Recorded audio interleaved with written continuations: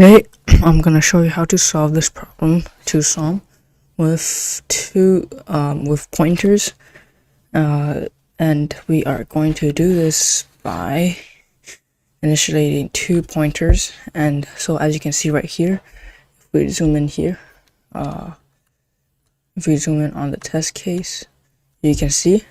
Imagine we have a right pointer right here and a left pointer right here. So if I just take a snipping tool and I take a picture of this.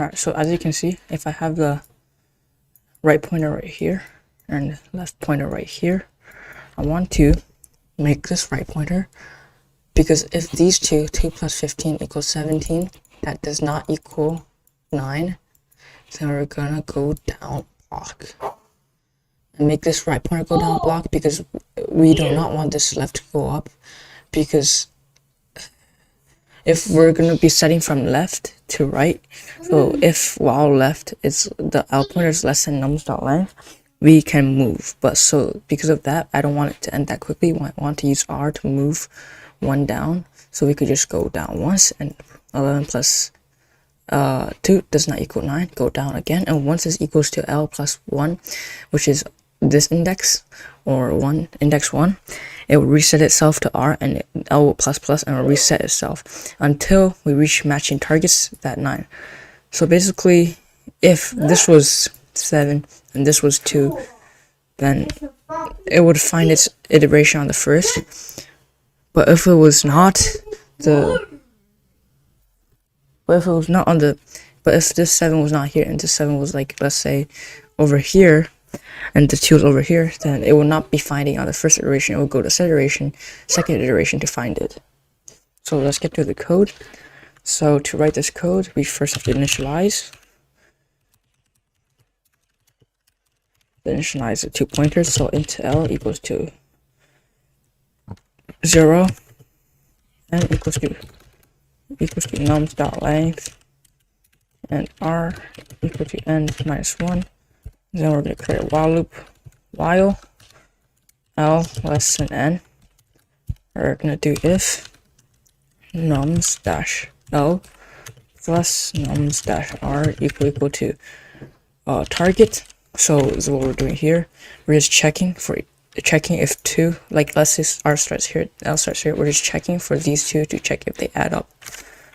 And because there's many ways to do 2 pointers, they could be stick together, like one right here, and this move here, and then checks, oh no, then moves this move and this move. But I want to do it like this because it's more easier to understand, and it checks every single number with one number is easier to check that way, and it's more secure. So if that, then we're going to return new int L and R.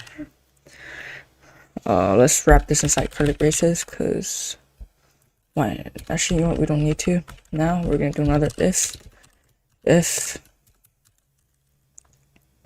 nums-L plus nums-R does not equal target, then we're gonna increment 9, decrement R, and if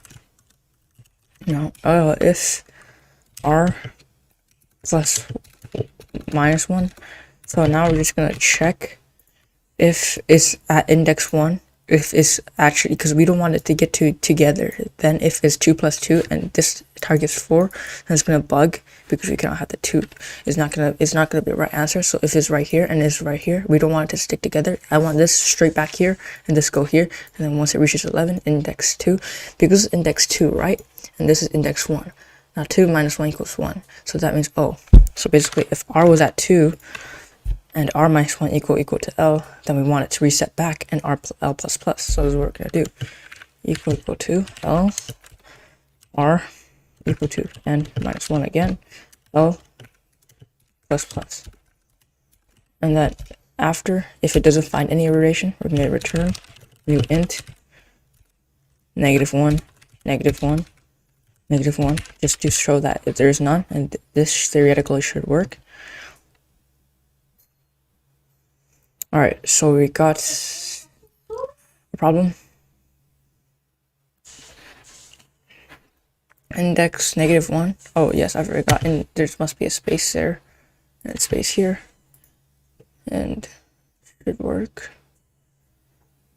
At line 6, what is a bug? F nums dash L plus nums dash R equal to target. Oh, I think I have to wrap these in curly braces.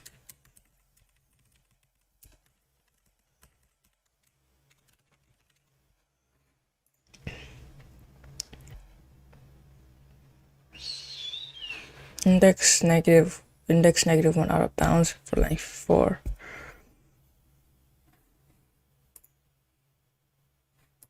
This is a weird bug. Let me use all example test cases, and then let me just, if while L is less than N, nums dot length, nums dash L plus nums dash R equal to target, then return new int L and R. Huh? Oh wait, no. And then we gotta do, oh, I think it's because it's also called right here. So then we're gonna do this. This is gonna be else, and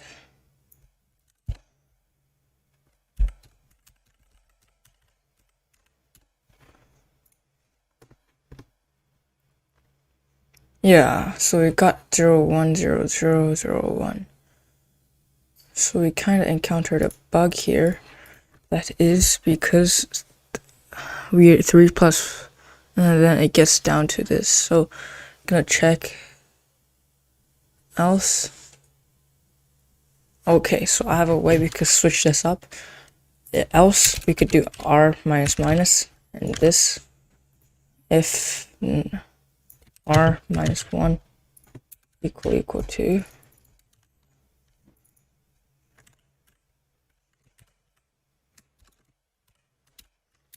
L, then we're gonna do R, Control V, L plus. This theoretically should work again. Oof, I forgot.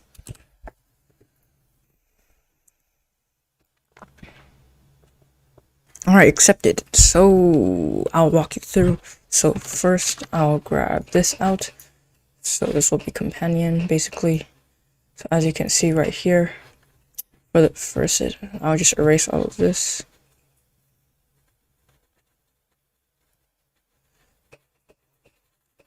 It's gonna take a second, solid second. Okay, so let's see.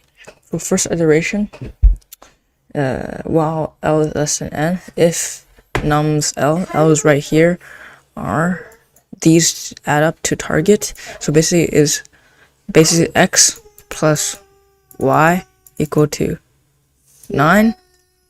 Now what is X and Y? Now you can find it. Now there's numbers of solution. This could be 4, this could be 5, but we have a set of numbers and we have to find it right here.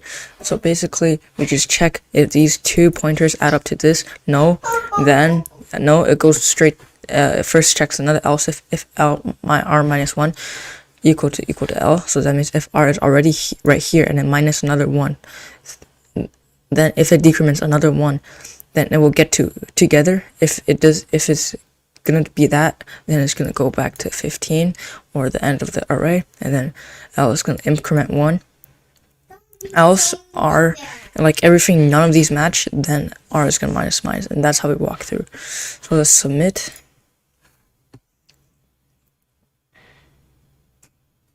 And we got 50 ms. So I'll show you another way to solve this in nested for loop. Now nested for loop should be a little bit slower, but I do not know. So basically nested for loop is about the same, but we're using n squared. Basically n squared. Basically there's 2 for loops and both take in the increment of n. So basically I'll show you right here. So we no longer need these. Just do for int I equal to 0, I less than nums dot length, I plus plus And then we can create another for loop inside here. Int j equal to I plus 1, because we want it to always be 1. So this time it's going to be stick together, and it's going to be like, oh, so basically this time it's going to be like this. It's going to be together. So basically L is right here, R is right here, R goes to 1, add C if these add together, no, this goes, and then Z if these add together, no, go here, and then go here. So basically R is always exploring the next iteration. So we could take example for this example, 3 2 4 3 2 4. So L is right here, R is right here. Oh, 3 plus 2 does not equal, this goes over here, and then 3 plus 4 does not equal, this goes over here again. And that should work. So j less than nums.length j plus plus, and then we could do if nums dash, sorry, my little brother in the background, he's really annoying, plus nums dash j equal to target. I'm gonna return new int I and j, and then if none of this works, then we're gonna do return new int -1 because none of them works, and it's probably gonna be fake, so I just return false. And we got accepted. So basically I'll walk you through again. We have our first top loop, and it goes through this loop, and then this loop goes into this iteration. So if nums dash I plus nums dash j equal to target, return new int. If not, we don't need to do anything, it just exits out of this for loop and then goes back to here. Or as you can say, I actually explained it wrong, it's basically like this. It's like this. You have your character, you have your L character right here and your R character right here. This moves on, these two add together does not equal target. This moves on, these two add together does not equal target. This adds on because we have j is equal to I plus 1. J is going to also be here automatically, and if this does not equal, then it's going to go here. If it does not equal, and if none of them equal, etc., if it's not equal, it's going to return new int. So let's submit to see the runtime complexity is supposed to be n squared.